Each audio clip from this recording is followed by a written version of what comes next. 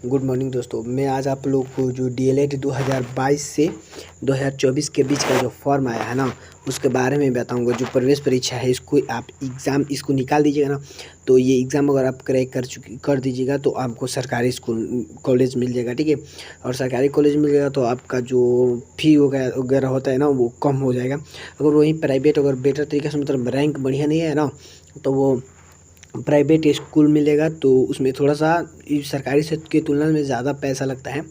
तो चलिए हम आप लोग को अब इसका जो सिलेबस होता है वो कहाँ से पूछता है और कैसे पूछता है, ठीक है, और कौन मानते हैं सिलेबस दे दिया। जैसे मैथ में दे दिया तो मैथ में कौन कौन सा टॉपिक पूछेगा, ठीक है। सामान्य अंग्रेजी दे दिया तो उसमें कौन कौन सा टॉपिक पूछेगा, गणित दे दिया तो उसमें कौन कौन सा टॉपिक पूछेगा, ये सब पूछता है ना। तो मैं चलिए आप लोग को बताता हूँ। सबसे पहले मैं ये बता दूं कि अगर आप हमारे चैनल पे पहली बार है तो हमारे चैनल को सब्सक्राइब करें और बेल आइकन दबाना ना भूलें।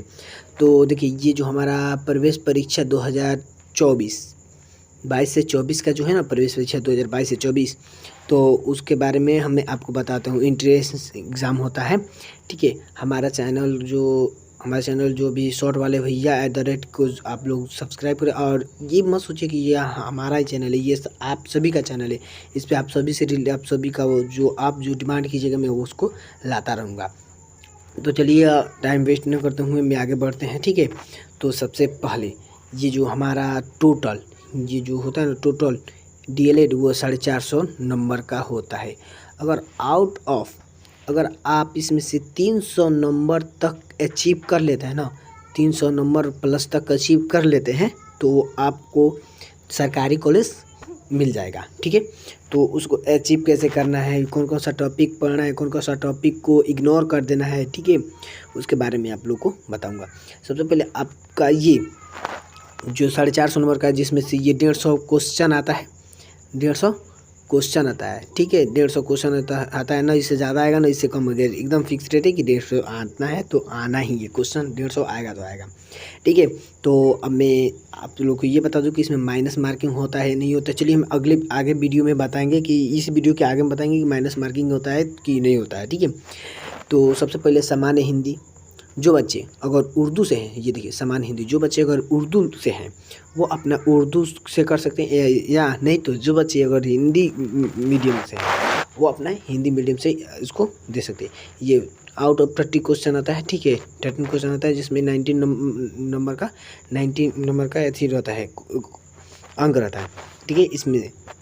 उसके बाद आता है मैथ भी वहीं 30 का स्कोर रहता है और 90 नंबर इसका नंबर आता है, ठीक है। नंबर का ये क्वेश्चन होता है। यानी बोला जाए तो 1 क्वेश्चन 3 नंबर का होता है, यानी 1 क्वेश्चन 3 मार्क्स का होता है। तो आप लोग ये भी बात समझ गए होंगे, ठीक है। उसके बाद होता है मैथ में भी 30 क्वेश्चन आता है और 90 नंबर का रहता है। फिर आता है विज्ञान 20 क्वेश्चन रहता है और 60 नंबर का आता है। सामान्य अध्ययन यानी जनरल नॉलेज, ये ठीक है, जनरल नॉलेज में आ गया। और इसमें जो जीके जीएस का पोर्शन, जीके जीएस हो गया, ठीक है, ये करंट अफेयर से क्वेश्चन आता है इसमें, तो ये भी आप लोग को देख लेना। ये 20 क्वेश्चन आता है और 60 नंबर का ये भी रहता है, ठीक है। और सामान्य अंग्रेजी माने अंग्रेजी जो इसमें ग्रामर वगैरह का जो होता है ना, वो आता है, जिसमें 25 को क्वेश्चन आता है और 75 नंबर का रहता है। तर्क यानी रीजनिंग से क्वेश्चन होता है। रीजनिंग कोई ज़्यादा हार्डली विषय नहीं होता है, बहुत ईजिली विषय होता है।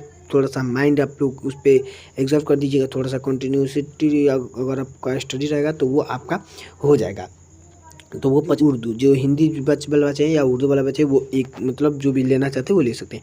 मैथ और मानते ऑफकोर्स मतलब में हम लोग मानते हैं कि मान कर चलते हैं, सपोज दैट कि ये हम लोग हिंदी ले लिए हैं तो हिंदी और मैथ दोनों 30-30 क्वेश्चन का आता है और नंबर कितना रहता है, दोनों का 90 नंबर रहता है। सामान्य अध्ययन और जो विज्ञान होता है ये भी 20-20 नंबर का आता है और 60 को क्वेश्चन रहता है, ठीक है। सामान्य अंग्रेजी और रीजनिंग 25-25 को आता है और 75-75 का, यानी सेम दो का पेयर इसमें लगा कर रखा है, ठीक है। तो देखिए, तो आप लोग इस पे ध्यान दीजिएगा। अब देखिए, आप लोग को एग्ज़ाम निकालना है ना, कोई आपको साइंटिस्ट बनना है ना, मैथमेटिक्सियन बनना है ना, कोई जियोग्राफिकल बनना है, ठीक है ना, एलएलबी। आपको एग्ज़ाम सिर्फ डीएलएड निकालना है ना, कि आपको इतिहासकार बनना है। तो इसमें जो होता है ना, तो आप दो का पेयर इसमें लगा कर रखा है, ठीक है। तो देखिए, तो आप लोग इस पे ध्यान दीजिएगा। अब देखिए आप लोग को एग्ज़ाम निकालना है, ना कोई आपको साइंटिस्ट बनना है, ना मैथमेटिक्सियन बनना है, ना कोई जियोग्राफिकल बनना है, ठीक है, ना एलएलबी। आपको एग्ज़ाम से डीएलएड निकालना है, ना कि आपको इतिहासकार बनना है। तो इसमें जो होता है ना, तो आपको मतलब 300 प्लस लाने के लिए आपको इसमें मार्क्स करना पड़ेगा। इसमें 300 प्लस लाने के लिए आपको सबसे पहले इंडिकेट करना होगा कि ये सब्जेक्ट लेकर चलेंगे जिसमें हम लोग का अच्छा सा पकड़े, वो सब्जेक्ट आप इसमें चुन लीजिए। जैसे 6 गो आता है, 6 गो आता है लमसम आप इसमें से 4 सब्जेक्ट को, इसमें से आप लोग 4 सब्जेक्ट को आप लोग चूज कर लीजिएगा और उस पर थोड़ा सा फोकस दे दीजिएगा। और 2 सब्जेक्ट जैसे रीजनिंग हो गया, इस पर थोड़ा सा रीजनिंग वगैरह हो गया, अगर अंग्रेजी कमज़ोर है तो अंग्रेजी हो गया, ठीक है। इस या आपका जो भी कमज़ोर हो इसमें, उस पर आप लोग ऐसे कर सकते हैं। और मतलब ज़्यादा मेहनत 4 गो सब्जेक्ट पे करना है और 2 गो सब्जेक्ट बनना है, उस पर थोड़ा थोड़ा जो वीवीआई क्वेश्चन होता है उस पर आपको ध्यान दे देना है। चलिए हम टाइम ना वेस्ट करते हुए आगे बढ़ते हैं। तो उसमें से सबसे पहले हम लोग सामान्य हिंदी के बारे में जानते हैं, हिंदी। उसके बाद हम आपको उर्दू का भी सब एथी बता दूंगा, जो उसमें उर्दू का जो कौन कौन सा टॉपिक आता है, क्या क्या नंबर का आता है, मतलब वो सब मैं बता दूंगा। तो देखिए ये मैं आपको बताता हूँ, अगर इस डीएलएड का एग्ज़ाम क्रैक करना है तो आपको 8वां से लेकर और 10th क्लास तक, 8 क्लास से लेकर 10th क्लास तक आपका एनसीईआरटी फाइनल होना चाहिए।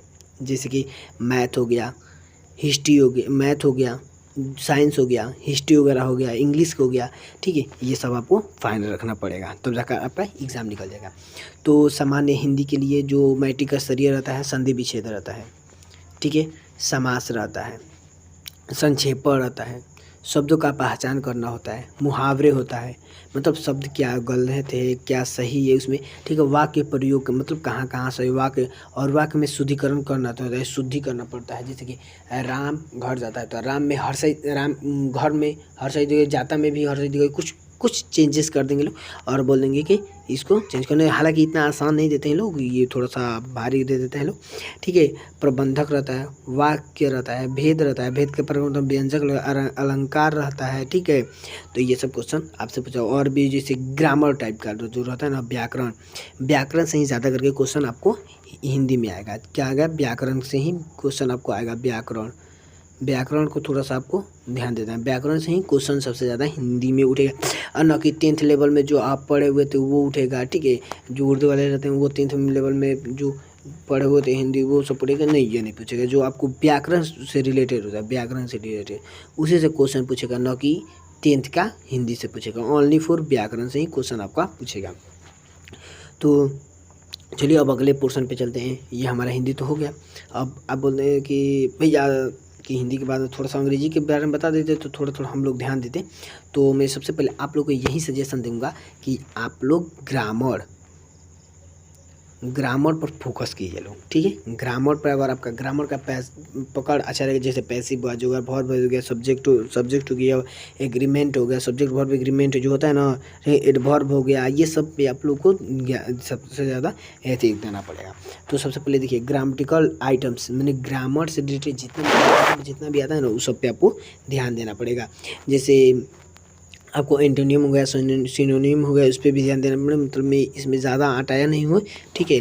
और ये सब आता है, ठीक है। एंटोनियम सिनोनिम मतलब जो वीवीआई वही चीज़ मैं यहाँ पे टॉप में डाला हूँ। एंटोनियम हो गया, सिनोनिम हो गया, ग्रामेटिकल, ठीक है। ग्रामेटिकल आइटम्स जो दिया है वो देना है, ठीक है। जो फ्रेश हो गया है, आइडियम्स हो गया है, ठीक है। सब्जेक्ट वर्ब एग्रीमेंट हो गया है, एडवर्ब हो गया है, ठीक है। नाउन प्रोनाउन हो गया है, ठीक है।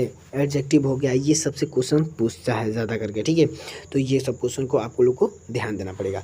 और चलिए मैं आप लोगों को बताता हूँ मैथ। जो भी मैथ पूछेगा वो मैट्रिक 10th के रिलेटेड है, 10 से नीचे इसके ही पूछेगा, उससे डाउन पूछेगा, न कि अप पूछेगा। अप नहीं पूछेगा, मतलब 10th लेवल से ज़्यादा नहीं पूछेगा। 11th 12th का मैथ नहीं पूछेगा आपसे, ओनली 10th से नीचे का ही पूछेगा, ठीक है। तो ये 10th माइनस मार के चलिएगा, मतलब 10th से नीचे का ही, 10th से भी क्वेश्चन पूछा है, 10th से नीचे का भी क्वेश्चन उठा गया। जैसे संख्या पद्धति आप लोग 10th क्लास में पढ़े होंगे, थोड़ा थोड़ा तो संख्या पद्धति के बारे में 10th क्लास में, नहीं तो 9th क्लास में तो आपको पढ़ना ही होगा, तो आप पढ़े होंगे। वास्तविक संख्या जो 10th क्लास में आप पढ़े होंगे, बीजगणित वो 10th 9th सब में, बहुपद भी आप 9th क्लास में पढ़ेंगे, और 10th का रैखिक समीकरण भी पढ़ेंगे, द्विघात समीकरण, अंकगणित, आवृत्ति, ठीक है, ज्यामिति, त्रिभुज, चतुर्भुज, क्षेत्रफल, वृत्त, ठीक है। और जैसे कि आयत हो गया, और माध्यिका,